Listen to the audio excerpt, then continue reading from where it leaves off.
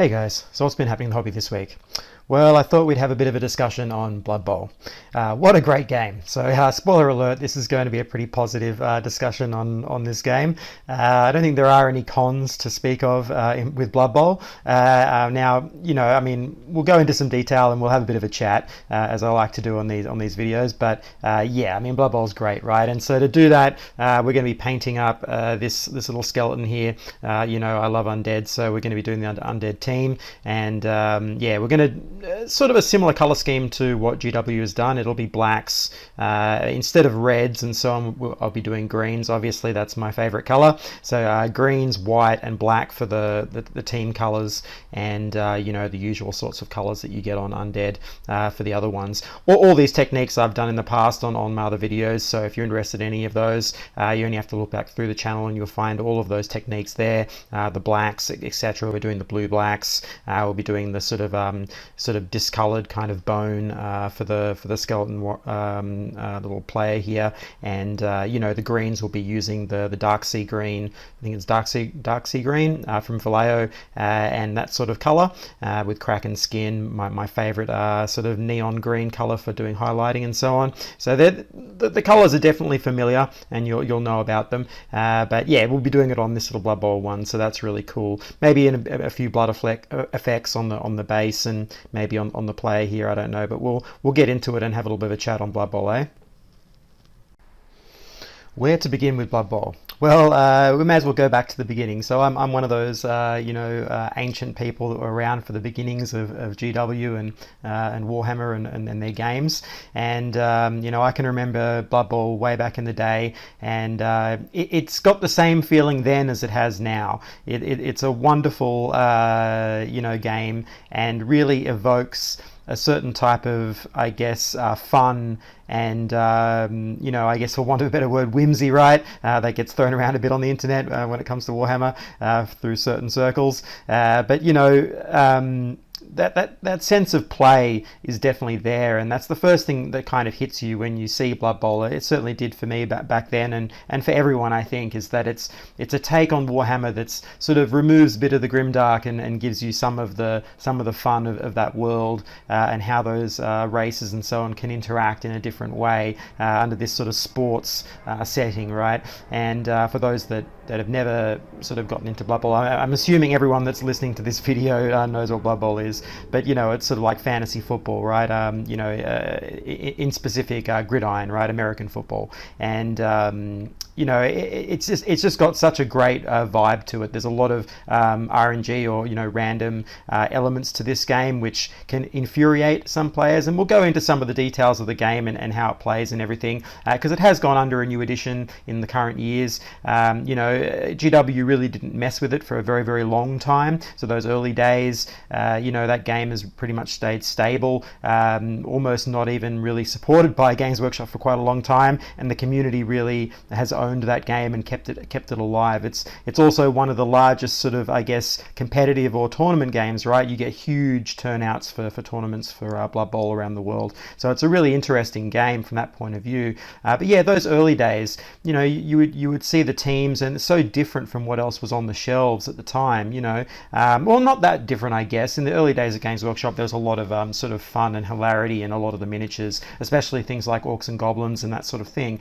But not all the ranges had that much sort of fun and hilarity to them, and it certainly did bring a little bit of that to some of those factions, and so they were instantly likable, and so you'd buy a team and you'd sit there and you try to recreate some of that fun, and fond memories of that time. And I think anyone that comes from that era has that same kind of fondness for those early days of Blood Bowl, so that's where I think where we'll begin and look at some of those interactions you had on the gaming table, because that's really where this game really comes to life, is those interactions between you and your friend when you're playing.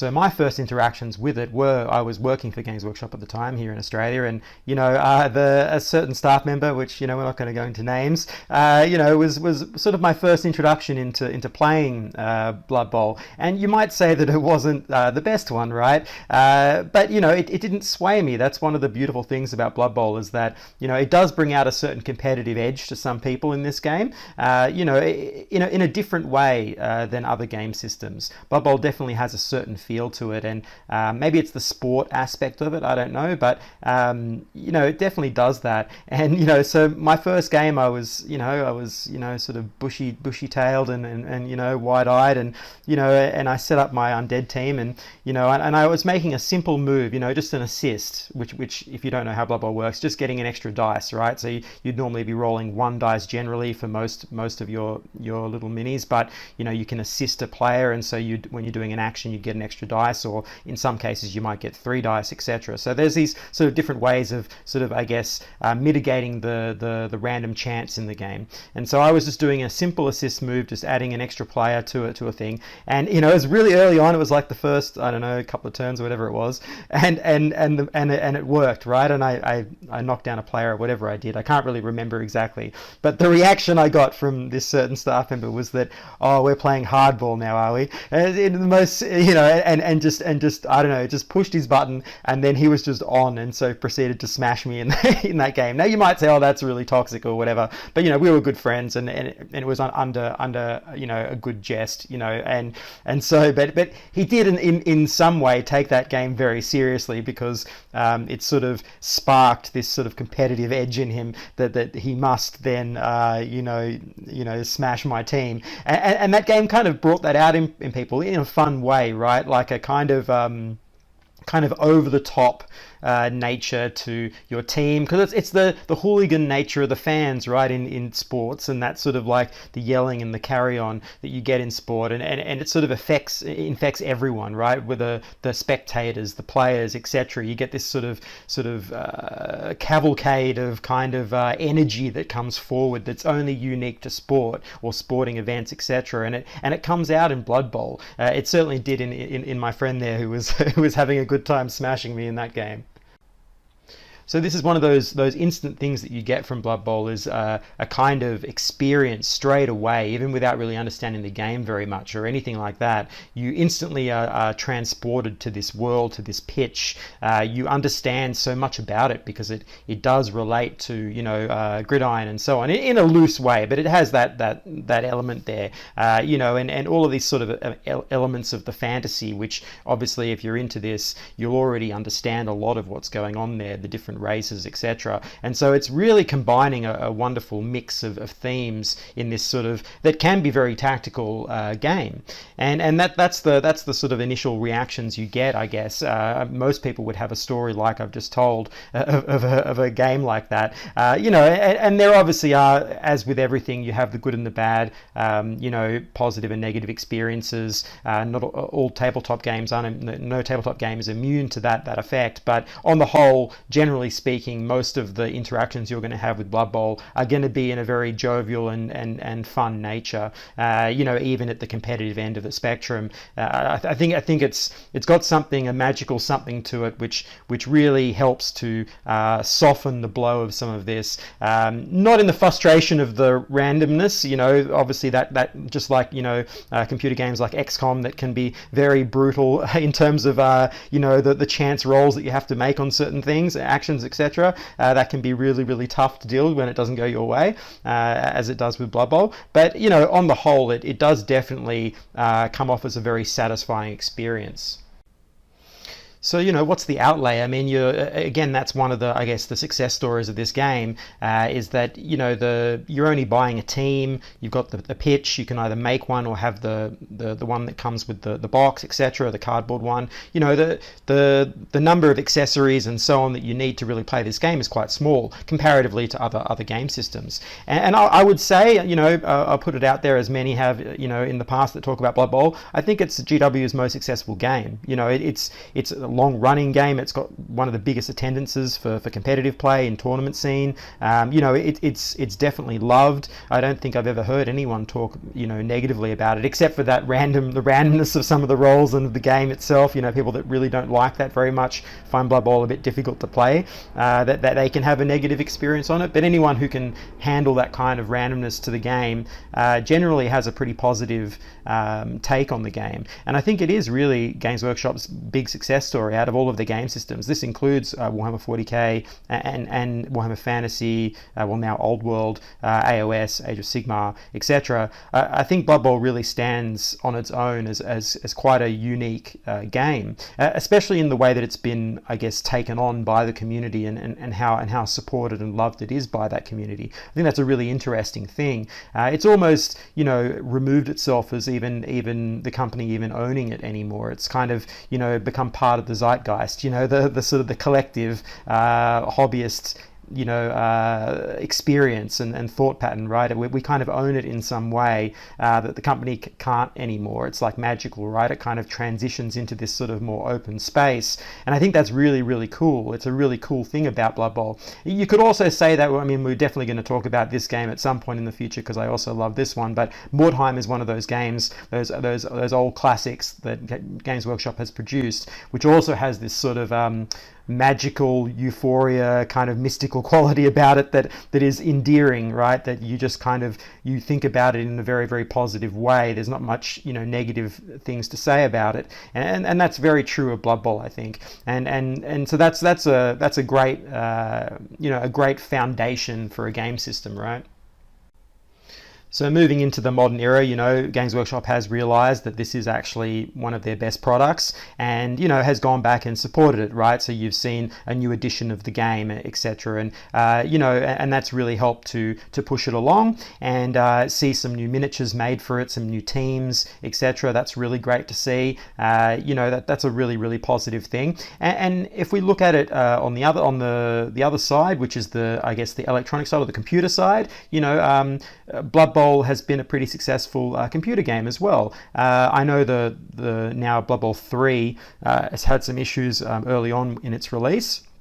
But the second one, Blood Bowl 2, that's an amazing adaptation of the game. It's almost a one-to-one. I can't really think of many other Warhammer games that have been made that are so close to the experience of the tabletop. It's extremely close. It's got to be one of the best adaptations of a board game type of situation or tabletop game that exists, right? And it's the holy grail of what Games Workshop always tries to do with their computer games, right? They really want to try to simulate that tabletop experience. It's very hard to do that, but with Blood Bowl I feel like that game is really, really close to the experience you have, both in the tensions and the drama that you get from those random rolls, to the elation of completing some of those moves, those tactics that you try to pull off, those assists and those breakthrough moments where you score and so on. All of that is very, very close. Even and the design, the look of the in that game, of Blood Bowl 2,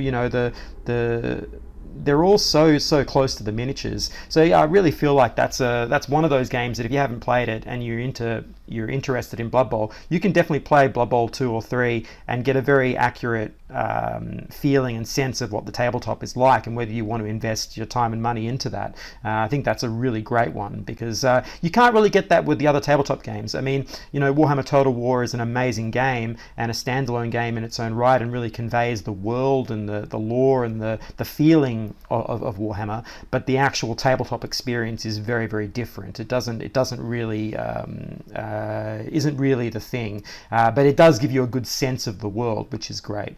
But this one with Blood Bowl, it certainly does. So that's another thing too. So you've got these supportive elements, really lifting Blood Bowl in a way that maybe the other game systems don't always have.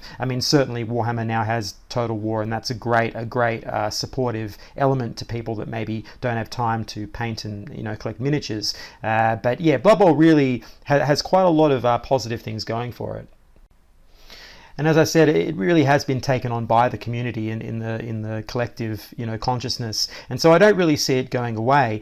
Even if Games Workshop were to stop tomorrow or just stop supporting it completely, I don't think that Blood Bowl would ever stop, just because of the love it has in the community and the people that enjoy it. And then if you're looking at third-party printing now and the rise of that of 3D prints and so on, there's a huge supportive network there as well for alternative teams, etc. There's just so much material there for that game that it's one of those perennials. I don't really see it going away, and you see that, as I said, as I've alluded to, Mordheim as well. Mordheim seems to have a very, very strong undercurrent of support, which seems to have carried all the way through these decades, and I find that amazing. As I said, I used to work for Games Workshop back in the day, and I was there for the release of a lot of these things, including Mordheim, and seeing it from that point of view, from being in the stores and experiencing it from that point of view, was really amazing. And so, from a custom point of view, it would have been amazing too. And that was a really, really golden time for a lot of game systems,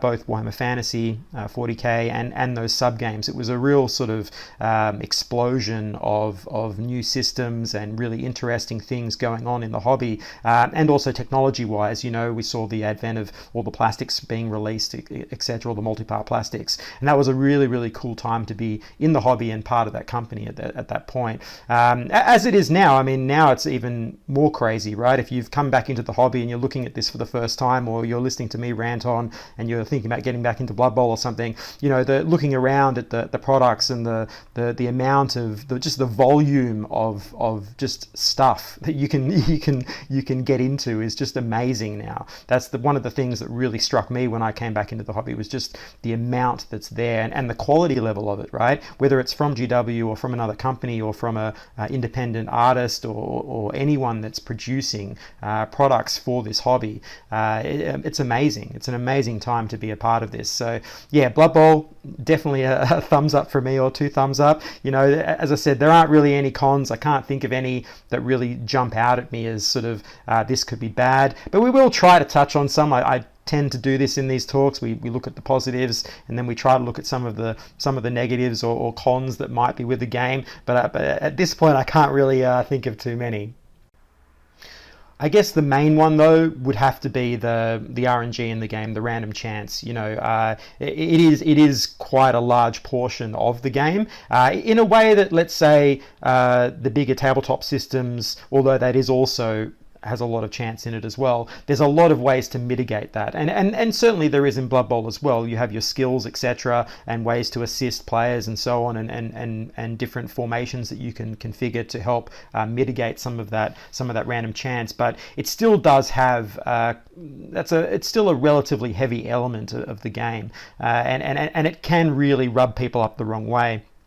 That's just one of those things that certain games like that rely on that sort of randomness. Often you'll either bounce against, or you'll really love it, and that's I guess the main con of the game. But that's more of a taste thing of your own personal taste in gaming and what you really enjoy about it. So if let's say painting was your thing, or you just want to have a fun time, then Blood Bowl's perfect, right? Because the models are great to paint, and the game is generally a fun time. It's very social kind of interaction, and the length of it is obviously shorter than your average tabletop game. It's not as long as, let's say, Warhammer 40k or Age of Sigmar, or Infinity or any of the others, although Infinity can be shorter too. It's a relatively good time frame. An hour and a half, something like that, roughly, I think is roughly the time from what I remember of playing it. It's in a good ballpark figure of a time that's pretty doable for most people. So the randomness would be the big con. All the other sorts of, I guess, lesser cons would be similar to any tabletop game. Money, the outlay of time, etc. The skill acquisition for painting and the hobby side of it. And then there's obviously the gaming aspects to learn the rules, etc. But all of those are pretty minimized with Blood Bowl, because it is such a tight, condensed game. You don't have the sort of expansion of books, rule systems, etc. that you do with other game systems. There are some. They're they've done Dungeon Bowl now, they've done a bunch of, additions to the game, but ultimately it's still a pretty tight system, and that's pretty positive. So there's not much of a con there. I guess if any of those things are cons for you in terms of the hobby or that sort of aspect, then you're going to find those cons in, as I said, pretty much any game system that you're going to go into. So yeah, Blood Bowl on the whole is a pretty perfect game from the point of view of anyone interested in collecting and painting miniatures and playing tabletop. It's a pretty good one. You can't really go wrong with it, and you shouldn't find many people that you play against having a bad time either. It's a pretty collectively positive experience, and I think that's where we'll leave it, because I can't really think of any other cons to talk about Blood Bowl really. It's just an amazing game, isn't it? So let's see how I've gone with this skeleton and see what I've come up with, because I'm sure it was fun to paint.